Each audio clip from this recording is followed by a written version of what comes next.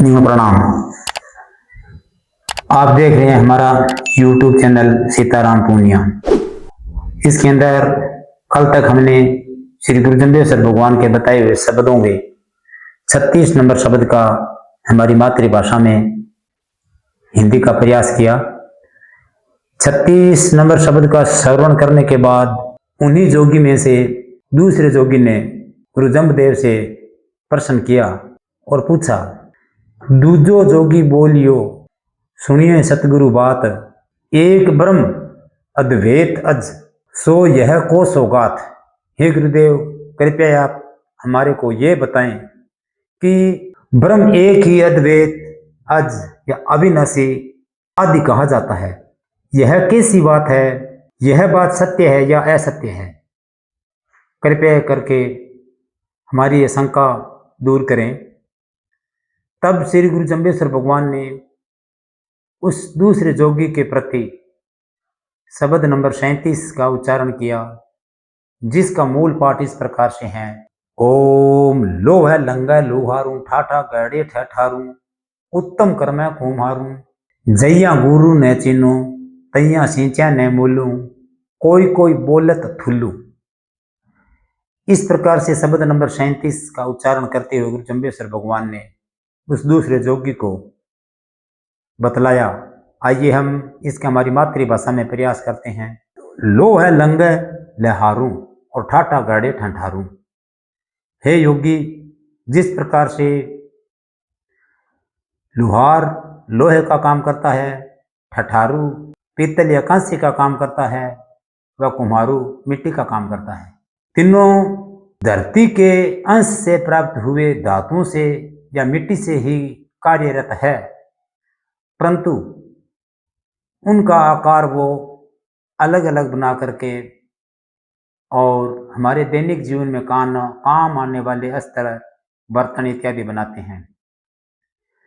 लेकिन लुहार लोहे के औजार बनाते हैं, तब उस लोहे को पहले गर्म करने के बाद उसको एरण के ऊपर रखकर हथौड़े की चोट से औजार बनाता है। वह ठठारू है, वो भी धातु को पहले गर्म करके उसके बाद में बर्तन इत्यादि बनाते हैं, परंतु दोनों में एक फर्क होता है कि लोहा लंगा लोहारू ठाठा गड़े ठंठारू कर्म तो दोनों वो धातु को ही करते हैं, लेकिन उत्तम कर्म कुम्हारू, इसका तात्पर्य क्या हुआ कि मिट्टी के बर्तन बनाता है कुम्हार, तो उसका उत्तम कर्म क्यों मानना है? आइए हम इस पे कुछ प्रकाश डालते हैं कि उत्तम कर्म कुम्हारू उसी मिट्टी का बर्तन कुम्हार बनाता है, लेकिन तीनों की बनावट में कुछ फर्क होता है। जिस प्रकार से लुहार औजार बनाता है तो घड़ों की चोट काफी जोर से लगाता है, वह नीचे एरण होती है, यानी नीचे भी एरण और ऊपर जो चोट लगती है वो भी लोहे का हथौड़ा होता है।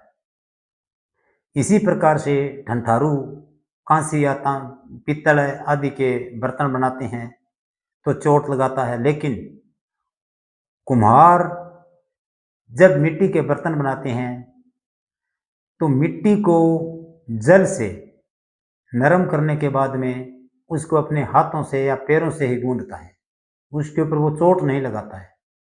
उसके बाद जब वो बर्तन बनाता है तो एक हाथ उस बर्तन के अंदर होता है, दूसरे हाथ की चुटकी से या लकड़ी की फाटी से बिल्कुल नॉर्मल धीरे धीरे चोट लगाता है। यानी उसका भाव कैसा होता है कि कहीं टूट न जाए, और जब वो बर्तन तैयार हो जाता है उसके बाद में उसको अग्नि से पकाता है। तो ये बात तो दूसरे जोगी को बर्तनों के माध्यम से कहा है, लेकिन गुरु जम्बेश्वर भगवान ने हमारे शरीर से बाहर कोई शब्द नहीं कहा है कि जिस प्रकार से लोहे का बर्तन होता है या औजार होता है, पीतल या कांस्य के धातु औजार होते हैं, उसके अंदर वो दोनों मिलावट भी कर सकते हैं और आज के समय में मिलावट होता भी है। लेकिन कुम्हार उस मिट्टी के अंदर कोई मिलावट नहीं करता है, मिट्टी को मिट्टी ही देखता है और उसको अग्नि से तपा करके जल, दूध इत्यादि डालने की पात्रता देता है। वैसे ही हमारे को ज्ञान रूपी अग्नि के अंदर तप कर पात्रता ग्रहण करनी चाहिए, वह मिलावट को त्याग देना चाहिए। आगे इसी शब्द में कहा है, जैया गुरु न चिन्हो, लेकिन जिसने अभी तक गुरु को नहीं पहचाना या गुरु को नहीं जाना है, तैया सिंचा न मूलो, और न ही उसने मूल का सिंचना का तात्पर्य है जाप इत्यादि करना, स्मरण करना। कोई कोई बोले तो थुल्लू। अगर हमने ये कार्य नहीं किया तो यूं समझो कि हमने कुछ नहीं किया, मिथ्या बात है, सब थोथी बात है। हे योगी, जब योगी ने प्रश्न किया था तो प्रसंग के अंदर बात आई थी ब्रह्मा एक, अद्वैत, अज, अविनाशी। यानी गुरु ने समझाते हुए कहा है कि जीव व आत्मा, इसके अंदर आप जानो कि आत्मा अमर है और यही ब्रह्मा है। अद्वैत का तात्पर्य है दो नहीं एक है, इसका आप भेद जानो। इसी शब्द के अंदर आया है अज। अज का तात्पर्य है अजन्मा या न मरना। इसके अंदर तेरा मेरा नहीं होता है, आत्मा एक अमर है। अविनाशी का शब्द भी यही है कि जो नष्ट ना हो सके, तो आत्मा भी कभी नष्ट नहीं होती है। इसलिए हे योगी, तू ये जान कि जो मिट्टी का बना हुआ है वो शरीर तो मिट्टी में ही मिलता है, लेकिन आत्मा अमर है। इसलिए आप किसको या क्या जानने चाहते हो कि ये बात सत्य है या असत्य है? ये बात पूर्ण सत्य है कि आत्मा कभी मरती नहीं है। जिस प्रकार से कुम्हार मिट्टी का बर्तन बनाता है, उसी प्रकार से ब्रह्मा भी सृष्टि का रचयिता है, और जो हमारी ये काया रूपी शरीर है, इसको बिल्कुल उसी प्रकार बहुत ही विनम्र भाव से बनाया है, न कि लोहार व ठंठारू की तरह चोट लगाकर बनाया है।